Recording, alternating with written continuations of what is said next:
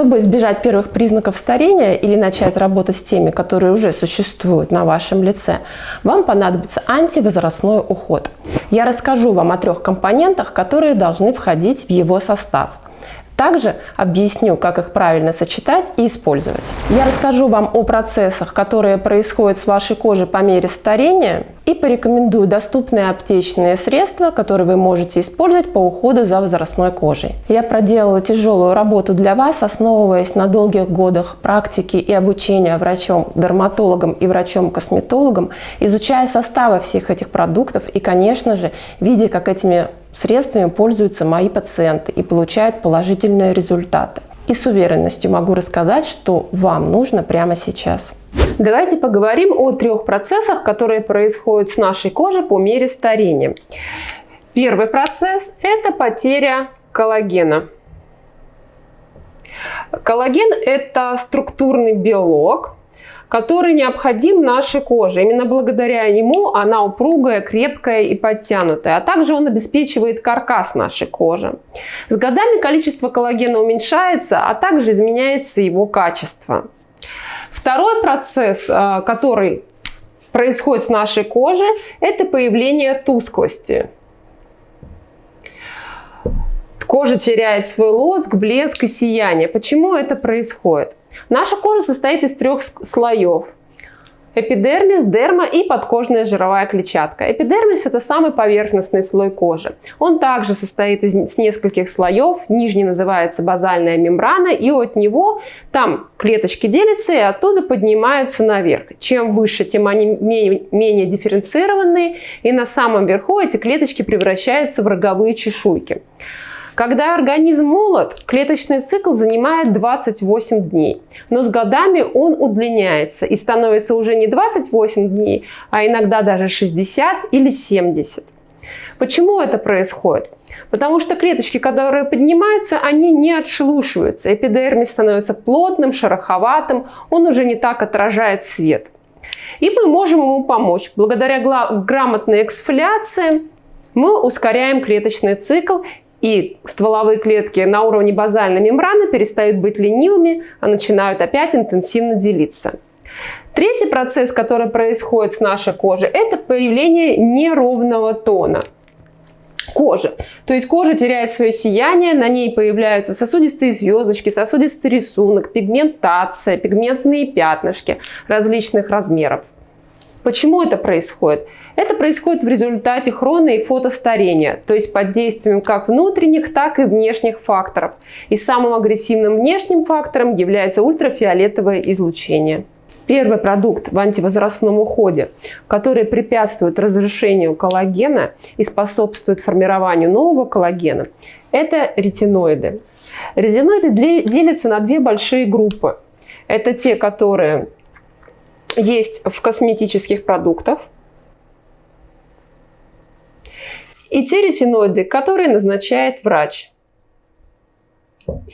Врач назначает лекарственные препараты, содержащиеся ретиноиды, при таких заболеваниях, например, как акне и розация. Мы сегодня с вами об этом говорить не будем.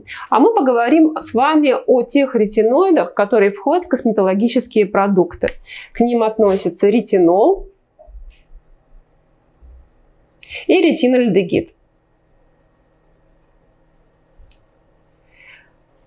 Молекулы ретинальдегида и ретинола способны проникать глубоко в кожу, активировать фибробласты, а фибробласты, в свою очередь, влияют на синтез нового коллагена и эластина. Хочу обратить ваше внимание на то, что крем с коллагеном и крем с ретинолом – это не одно и то же. Крем с коллагеном. Коллаген – это очень крупная молекула, которая просто не способна глубоко проникнуть в кожу.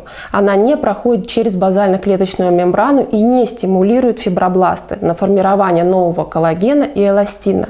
То есть крема с коллагеном работают поверхностно, местно, и они хорошо увлажняют кожу, но не оказывают стимулирующего действия.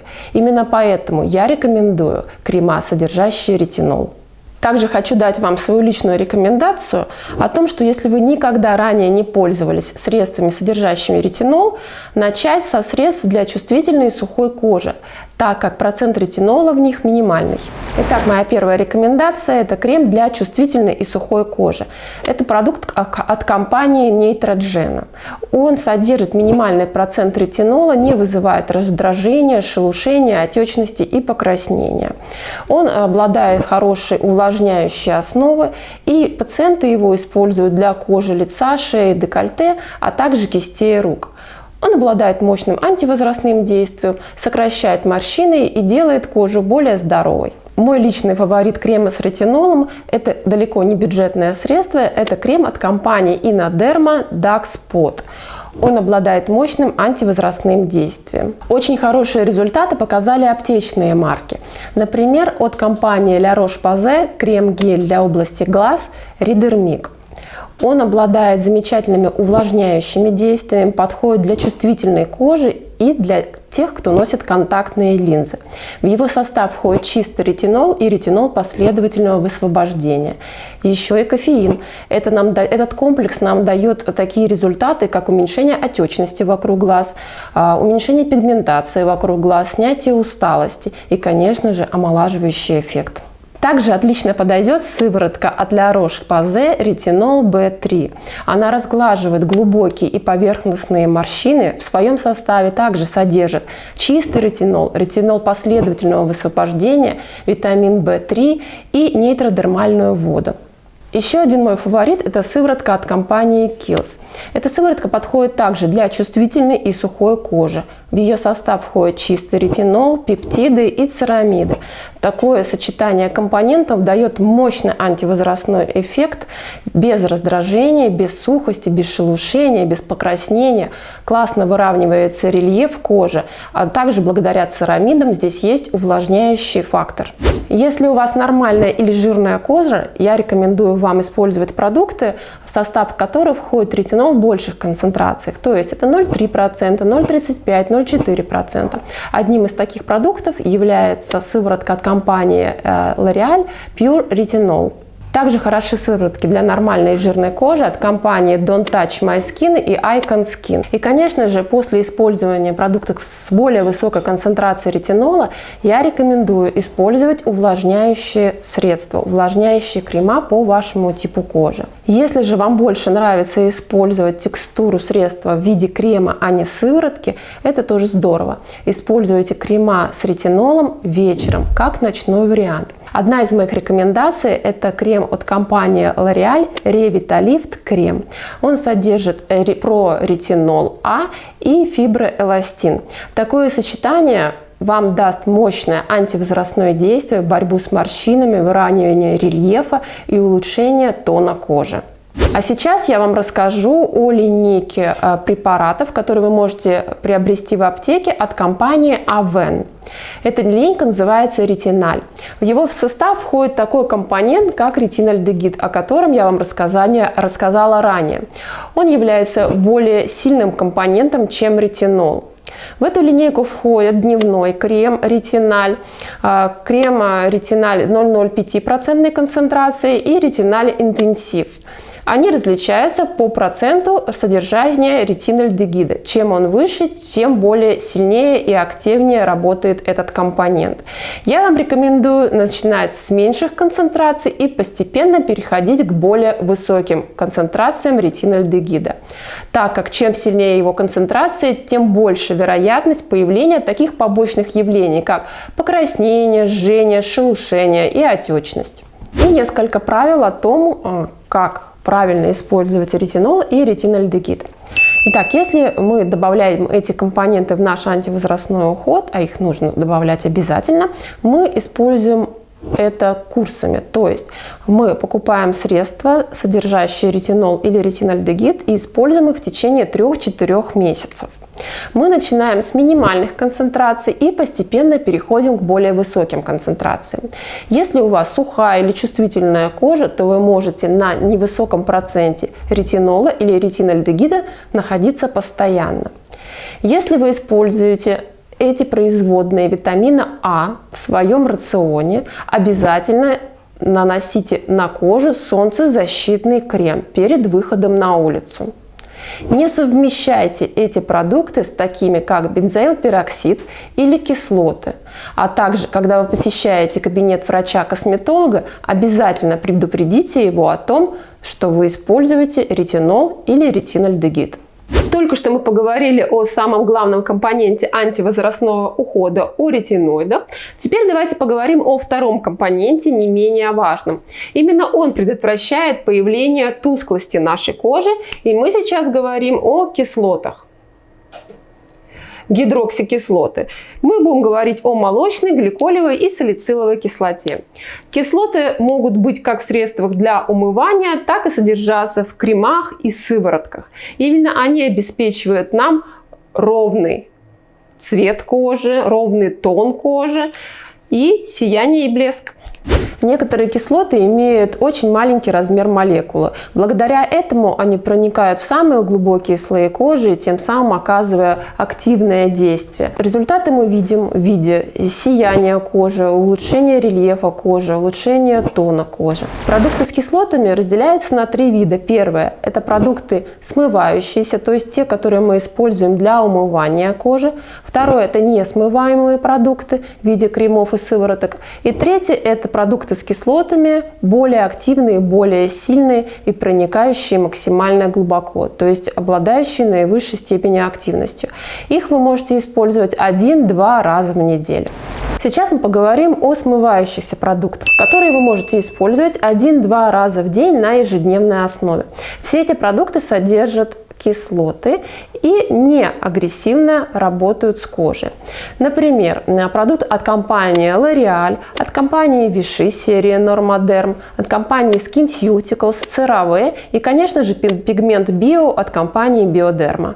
Теперь мы поговорим о несмываемых продуктах, которые могут быть представлены в виде сыворотки или крема. Если мы говорим о сыворотке, для начала вы умываете вашу кожу, снимаете с нее все загрязнения, потом промакиваете излишки влаги и наносите сыворотку на сухую очищенную кожу. Затем через 10-15 минут рекомендуется нанести увлажняющий крем. Сыворотки, которые я могу вам порекомендовать, это от компании L'Oréal с гликолевой кислотой, от компании Vichy серия Normaderm содержит салициловую и гликолевую кислоту, от Etapure с гликолевой кислотой и, конечно же, наш любимый Lift Active специалист от Vichy. Помимо средств, которые вы можете использовать на ежедневной основе в виде умывания или кремов или сывороток, содержащих кислоты, также в свой уход вы можете включить более сильно работающие средства и использовать их 1-2 раза в неделю. Например, это подушечки от компании La Diva или Gigi, а также L'Oréal, содержащие гликолевую кислоту. Одной подушечки достаточно для обработки кожи, лица, шеи и декольте. Третьим компонентом антивозрастного ухода, но не менее важным, является витамин С. Именно он обеспечивает нам ровный, красивый тон кожи. Он разрушает существующий пигмент, профилактирует появление новых пигментных пятен. Он уменьшает эритему кожи, то есть покраснение кожи, является мощным антиоксидантом, стабилизирует сосудистые стеночки, выводит шлаки из кожи. В общем, это очень важный третий компонент. Итак, мы поговорили с вами о ретиноидах, кислотах и витамине С. Это те самых 3 важных компонента антивозрастного ухода. Есть много хороших сывороток с витамином С. От SkinCeuticals сыворотка Ferulic. От Vichy Lift Active пептид С. Эта сыворотка заключена в ампулы темного цвета, и количество ампул рассчитано на курс вашего использования. Также Lift Active Supren. Там сыворотка содержит витамина С в виде 15%. И от компании Neutrogena это витамин С, заключенный в капсуле.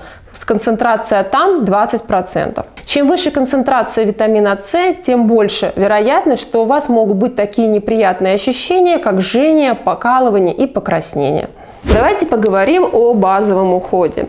Значит, напоминаю о том, что мы поговорим об антивозрастном уходе. Моя личная рекомендация не совмещать одновременно продукты с ретинолом и кислотами.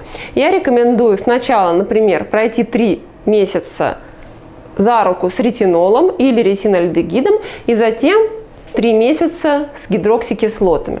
Сейчас мы рассмотрим с вами классический базовый уход. Он всегда у нас состоит из очищения, тонизации и нанесения на кожу крема или сыворотки.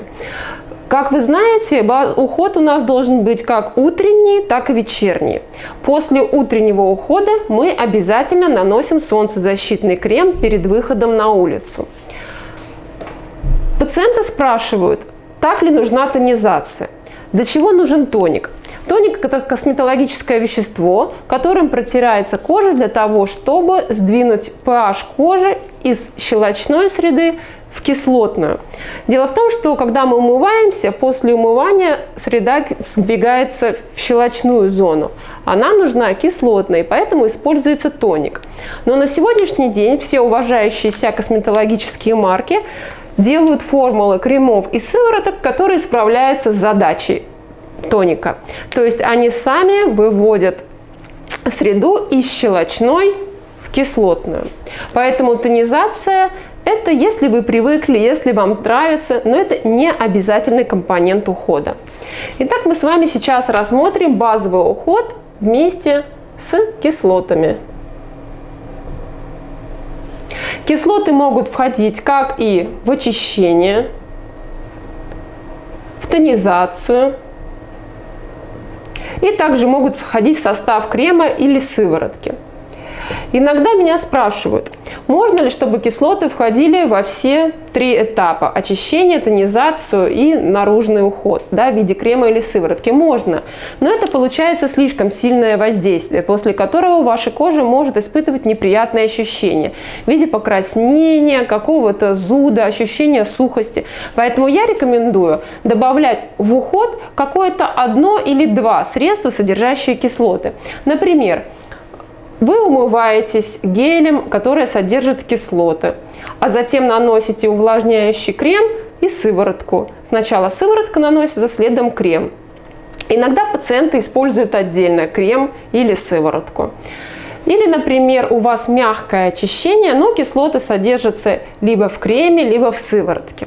Также, чтобы усилить действие базового ухода с кислотами, в случае антивозрастного ухода я рекомендую добавлять продукты, которые содержат антиоксиданты, витамины С, Е и фитоэстроген. Вы спросите, куда же это добавлять? Рассказываю. Например, у нас идет очищение с кислотами, например, тонизация идет с кислотами, крем содержит антиоксиданты и увлажняющая сыворотка. Или же, например, витамин С и Е могут содержаться в сыворотке, а крем у нас будет со свойствами увлажнения. Второй вариант базового ухода с ретинолом. Хочу сразу отметить то, что я рекомендую ретинол использовать в вечернее время на сухую очищенную кожу. То есть любые средства, будь то сыворотки или крема, мы сначала очищаем кожу, промакиваем излишки влаги бумажным полотенцем и затем наносим средства с ретинолом или с ретинальдегидом. То есть у нас получается, например, мягкое очищение с утра, тонизация на ваш выбор. Дальше наносим крем или сыворотку увлажняющего действия. Обязательно перед выходом на улицу SPF средства, так как средства с ретинолом и ретинальдегидом делают кожу более чувствительной к ультрафиолету. А вечером у нас повторяется очищение, опять же тонизация на ваш выбор, и крем или сыворотка, содержащие ретинол или ретинальдегид. Если вы хотите усилить базовый уход с ретинолом, наш антивозрастной уход с ретинолом, еще более сделать его эффективным, то ретинол очень дружит также с антиоксидантами, витамином С и Е и пептидами. Какие продукты с пептидами я бы вам порекомендовала? Ordinary с 10% аргиллерином, Аравия, Эстедерм, продукт называется Проколлаген, от компании Гильтек 5 пептидов и Биодерма Desensitive. Пептиды плюс ретинол – это мощный антивозрастной уход. Ретиноиды, кислоты и витамин С – это 3 ингредиента, которые должны быть обязательно в вашем антивозрастном уходе. Обязательно используйте их, но обратите внимание, что какие-то компоненты нельзя совмещать между собой. Так, например, ретиноиды и кислоты. Обязательно используйте солнцезащитный крем перед выходом на улицу, особенно если вы используете ретиноиды, так как на фоне их использования кожа становится более чувствительна к ультрафиолету. И, конечно же, смотрите на сроки годности тех компонентов, которые вы используете. Так, например, сыворотки с витамин С можно использовать не более чем 2 месяца после вскрытия баночки. Спасибо большое за просмотр. Если вы еще не подписались на нас, нажмите на кнопку подписки, чтобы не пропустить много полезной информации.